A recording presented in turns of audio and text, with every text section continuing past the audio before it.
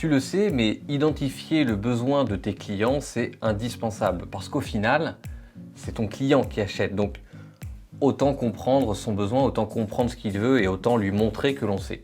Alors, comment est-ce qu'on fait ça?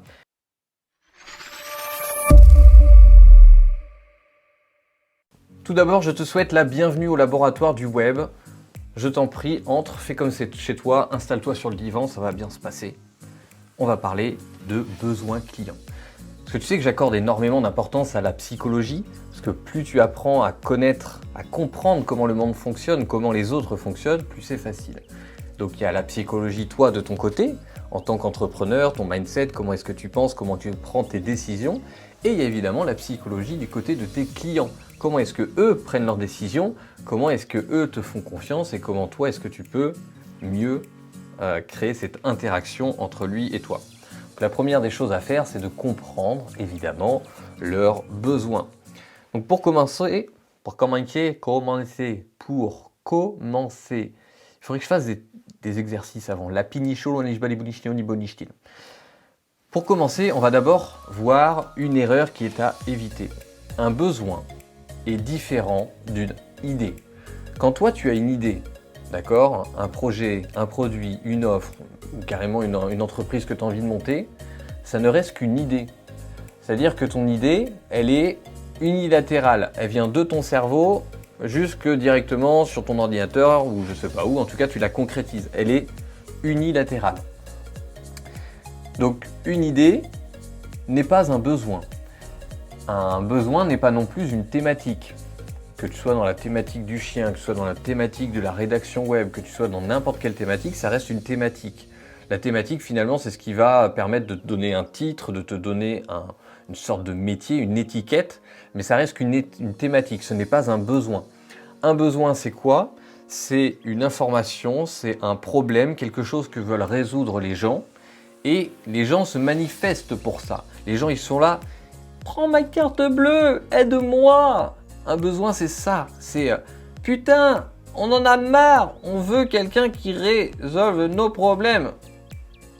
Et toi, tu dois être cette personne. Tu apportes une solution à un problème. Tu connais le besoin. Et qu'est-ce qu'un bon besoin? Tu vas me dire, parce que tu es là pour ça, identifier le besoin. Donc je vais te montrer comment identifier, mais je vais d'abord te présenter quoi identifier. Là, on vient de voir pourquoi, on va voir quoi et on va prendre le comment après. Tu as bien suivi?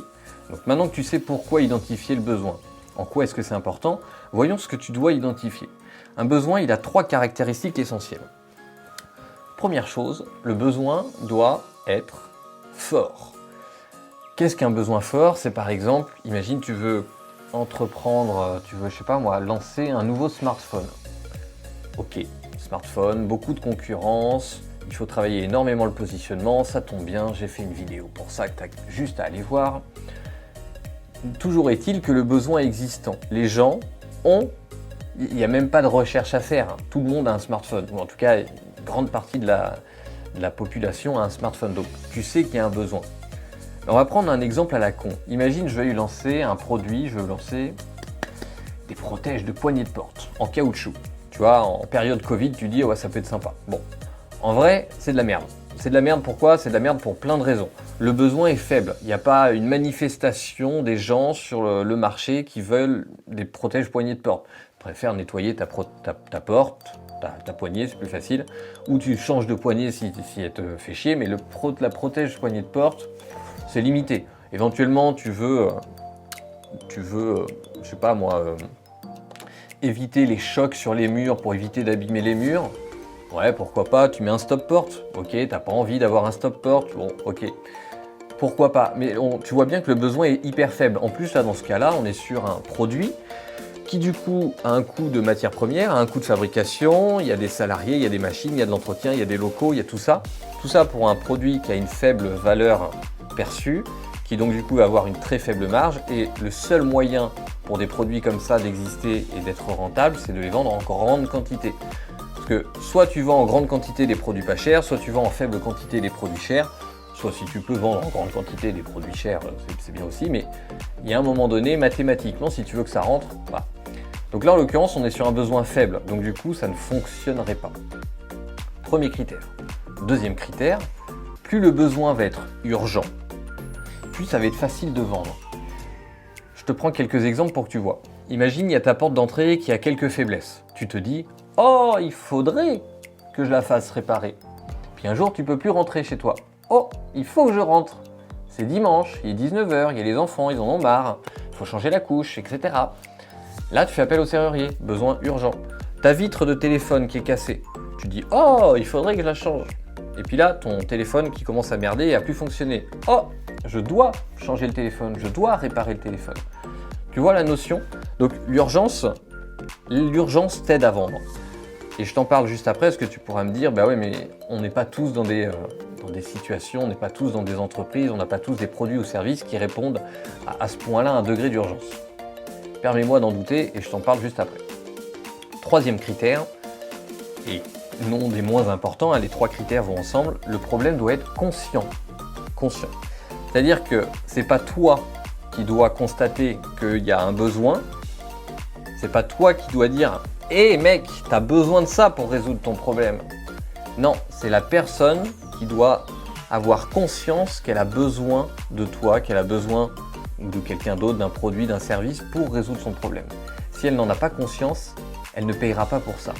Je vais te donner le cas la différence d'ailleurs entre un débutant et un faux débutant, et je vais te donner le cas en guitare. Quelqu'un qui est complètement débutant en guitare, si tu veux lui vendre des cours, des méthodes, des machins et tout ça, il ne va pas forcément y accorder une grosse valeur. Parce que, consciemment parlant, ça ne lui parle pas. D'ailleurs, il y a un truc qui existe, le cadran de l'apprentissage. Dans chaque activité que tu fais de manière macro, tu commences en étant inconsciemment incompétent. Tu ne sais pas que tu ne sais pas parce que tu n'as jamais essayé. Puis tu deviens consciemment incompétent parce que tu as conscience de ce que tu ne sais pas faire. Puis consciemment compétent, tu arrives à gérer les trucs, mais il faut être concentré. Et tu en viens à la fin à être inconsciemment incompétent, inconsciemment compétent parce que tu as automatisé les choses. Comme aujourd'hui, depuis toujours respirer, comme maintenant marcher depuis quand même quelques temps, ou conduire, c'est des choses que tu fais par automatisme. Tu en es inconsciemment compétent. Et donc le débutant en guitare, il arrive et il n'a pas envie, voilà, il va éventuellement s'acheter une guitare pour Noël, mais il ne va pas avoir envie forcément de mettre plus d'argent que ça. Par contre, le faux débutant, c'est celui qui a acheté sa guitare à Noël, mais qui, contrairement à 80% qui a abandonné, il a continué et du coup, il se confronte à un vrai problème. Il se confronte à un des premiers problèmes que peuvent rencontrer les guitaristes, le barré. Le barré, c'est quoi? Tu mets ton doigt sur les 6 cordes en même temps, tu fais un accord comme tu peux et ça doit sonner. Et c'est pas si facile.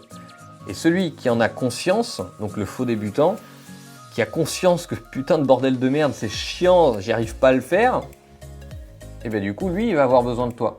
Lui, il a conscience de son besoin. Et c'est pas toi qui dois lui dire, mais mec, il faut que tu travailles ici, il faut que tu travailles ça. Il faut qu'il en ait conscience, il faut qu'il y soit confronté. Donc ça, c'est les 3 critères que tu dois prendre en compte. Ton idée, ta thématique, on s'en fout, on s'en bat le steak. Par contre, le besoin que tu vises, les gens doivent l'exprimer. Tu dois avoir de manière bilatérale. Tu vois, tu as ton idée qui se confronte à ce que dit le marché. Et les gens doivent te le dire. Ils doivent avoir un besoin qui est fort, qui est urgent et qui est conscient. Et j'en reviens à cette notion, justement, ce que tu pourrais me dire, ok, mais tout n'est pas aussi urgent que ça, etc. Oui. Tu pourrais aussi me dire, bah tiens, tu vois la pyramide de Maslow, ouais, mais moi je me base pas en bas de la pyramide de Maslow, donc du coup, bah, c'est pas de la nourriture, c'est pas apprendre à mieux respirer, à mieux dormir, on n'est pas sur des besoins physiologiques. Oui, mais retiens bien qu'un besoin, il est avant tout subjectif. La force, l'urgence et le degré de conscience d'un besoin dépend directement de la personne à qui tu t'adresses. C'est elle qui va y accorder une certaine force, un certain degré d'urgence et de conscience. Le besoin est complètement subjectif. 2 exemples. On va prendre un besoin physiologique de base, manger. Tu as une sandwicherie, tu donnes à manger, on pourrait se dire, bah voilà, bingo, c'est urgent, c'est conscient, c'est machin, c'est fort. Oui, mais pas tout le temps. Si tu sors d'un resto et que tu vois un stand de sandwicherie, ça va pas te donner envie. Tu vois, quand tu vas au Louvre, qu'on te propose une bouteille d'eau à 2 €, qui a une chaleur écrasante, oui. Par contre, si tu sors du resto, que dans ton sac à dos, tu as 3 litres d'eau et que dehors, il fait pas si chaud que ça, bah non. Donc du coup, le besoin physiologique, il n'a rien à voir avec l'urgence. À l'inverse, imagine un couple de gens fortunés, ils ont 1 million, 2 millions d'euros pour faire leur maison, ils ont trouvé le terrain, ils ont l'architecte, ils ont tout, ils font la déco, et madame ne trouve pas ce qu'elle veut, au-dessus du canapé d'angle, elle veut une œuvre d'art. Voilà, elle a un truc en tête, sauf qu'elle ne le trouve pas. Eh ben, elle va faire appel à quelqu'un, ce quelqu'un va lui proposer un truc à 10 000, à 20 000, à 30 000 euros. On n'est pas du tout sur un besoin physiologique, hein, qu'on soit bien d'accord, mais subjectivement parlant, pour elle, ça a de l'importance, ça a de l'urgence, et elle en est consciente. On est sur une échelle beaucoup plus haut, on doit être sur le degré, sur la pyramide de Maslow, sur un truc genre appartenance ou autre, mais tu vois que c'est complètement subjectif. Retiens bien ça, cette subjectivité. Écoute ton marché, écoute ce qu'ils ont à dire. Maintenant, tu as envie de savoir comment est-ce qu'on fait. Alors, il n'y a pas 36 méthodes, hein. Il y a 2 méthodes. Les 2 méthodes sont bonnes à utiliser et profitent du fait que la technologie, l'overdose d'informations qu'on a, peut te permettre du coup d'identifier assez facilement le besoin sur ton marché. Donc tu as la méthode indirecte. La méthode indirecte, ça consiste à aller observer. Tu vas regarder les commentaires, les avis, etc. Et ça va être un bon moyen pour toi de relever comment les gens s'expriment, de quelle manière est-ce qu'ils s'expriment sur leur sujet, sur leurs problématiques. Qu'est-ce que eux, quels mots ils emploient, quelles émotions ils mettent, et qu'est-ce que toi tu vas pouvoir en faire. Et ensuite, tu as la méthode directe. La méthode directe, c'est tu décroches ton téléphone ou ton clavier et tu téléphones à ton réseau ou à des amis de tes amis, ou tu vas faire de la pub, enfin peu importe la méthode, mais de manière directe, tu vas aller te confronter à des gens qui sont dans ton marché.